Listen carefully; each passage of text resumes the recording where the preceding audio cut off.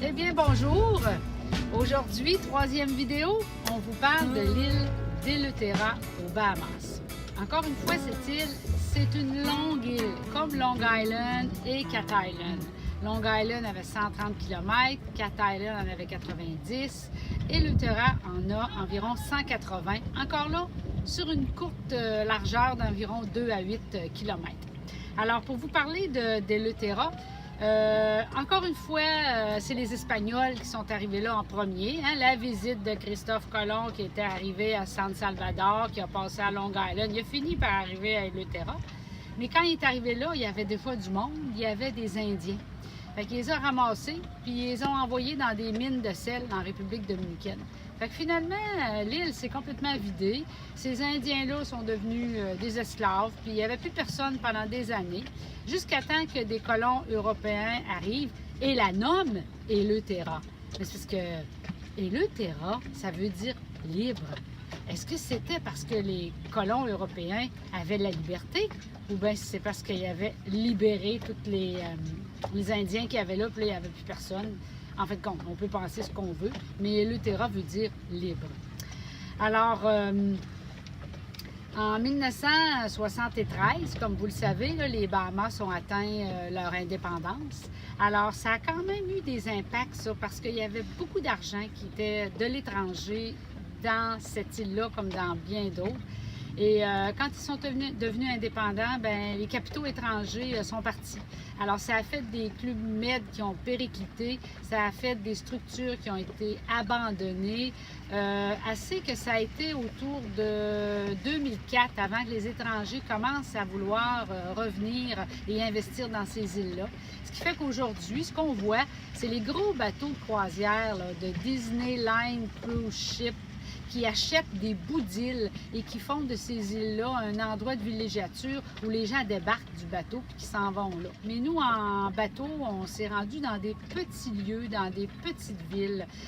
Et on a fini à la fin avec Spanish Well, qui est une petite île en haut, qui, elle s'appelle comme ça parce qu'à l'époque, les galions espagnols arrêtaient là pour se prendre de l'eau avant de retourner en Europe.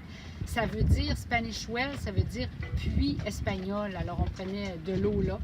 Et les premiers colons qui sont arrivés là, bien, apparemment, eux, ils sont arrivés des Bermudes.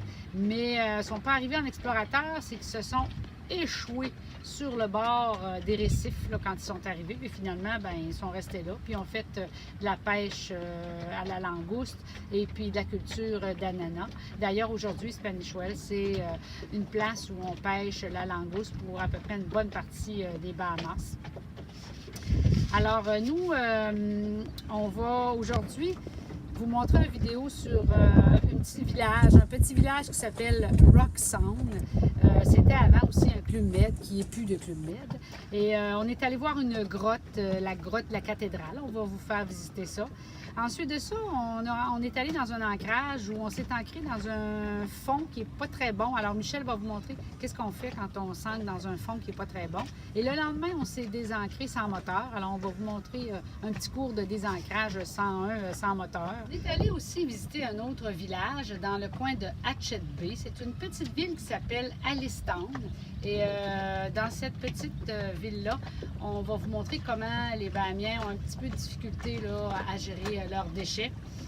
Il y a aussi un endroit que tout le monde va qui s'appelle Glass Window Bridge. C'est la rencontre entre la mer profonde et à 100 pieds plus loin, le banc peu profond qui est environ de 12 pieds de profond. Même, je vous dirais que la mer, elle a des milliers de pieds de profond, mais il y a comme entre les deux un tout petit espace, un pont qui délimite l'entrée de la mer et du banc. C'est vraiment de toute beauté de voir la différence de couleur.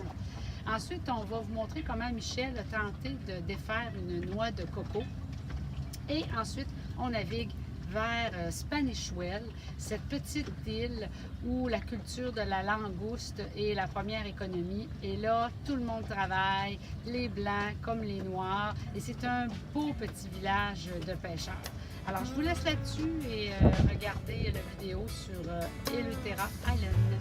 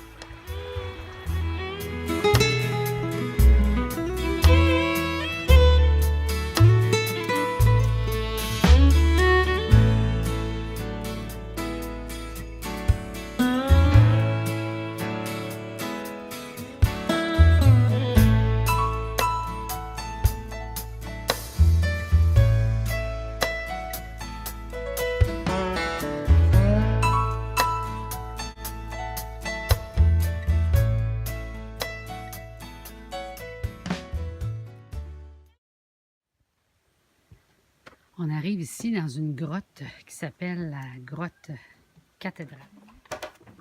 Wow.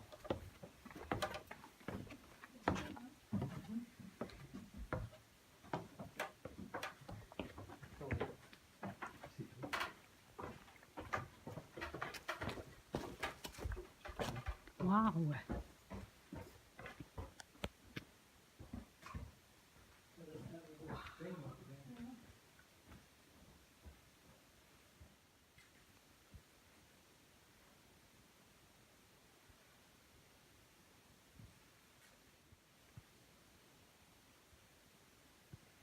Où on est là, Doris? On est dans une grotte, la grotte de la cathédrale à Rock Sound, dans l'île de Eleuthera. Écoute, on entend pratiquement rien, ma voix résonne, mais j'entends des chauves-souris. On va aller voir ça.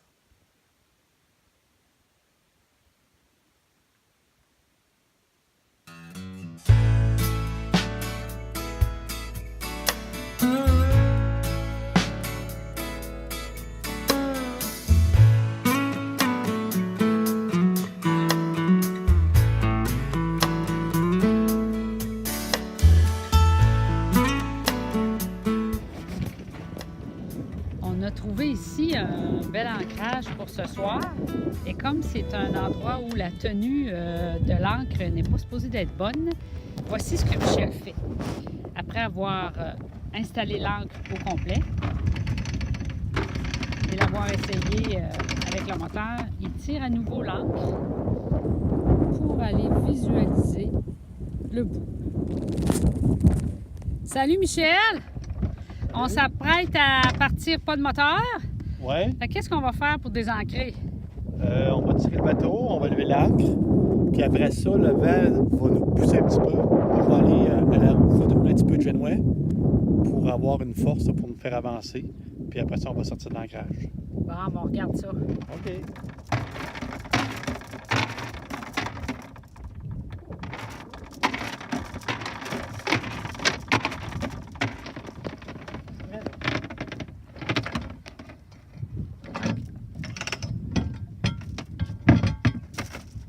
Alors là, maintenant, on est désancré.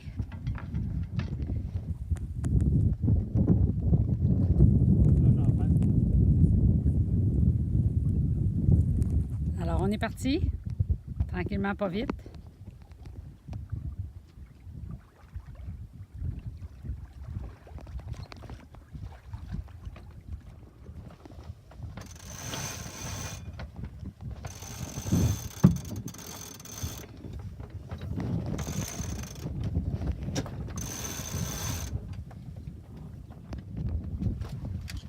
Fait que là, tu vas empanner. Oui, on va aller par là-bas.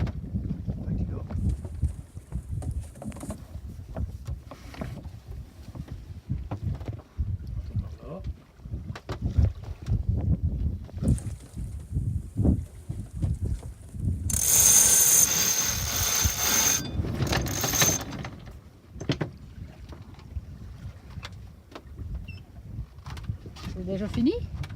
Oui. C'est pas long.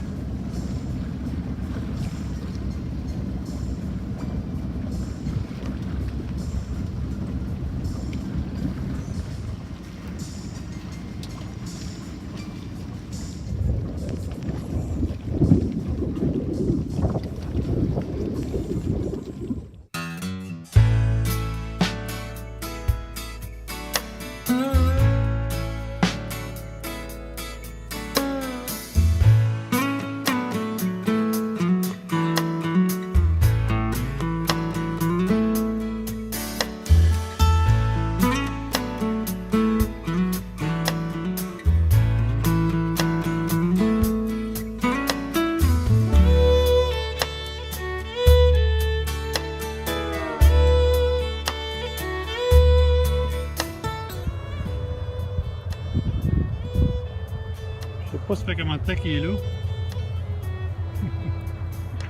Après tout. Je sais pas, mais la roue arrière route, puis ça doit faire longtemps. Ouais. Et ça voilà.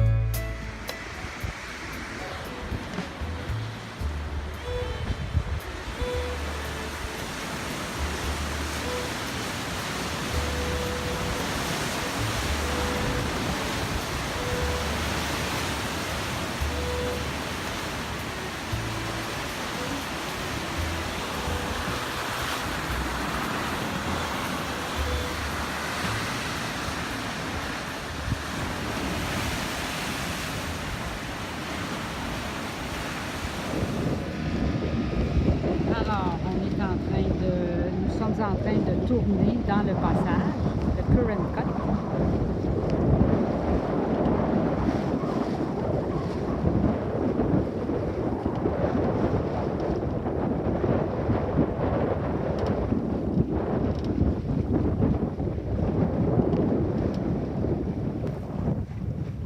Voilà, ce n'est pas un passage très long, mais il doit être pris avec précaution.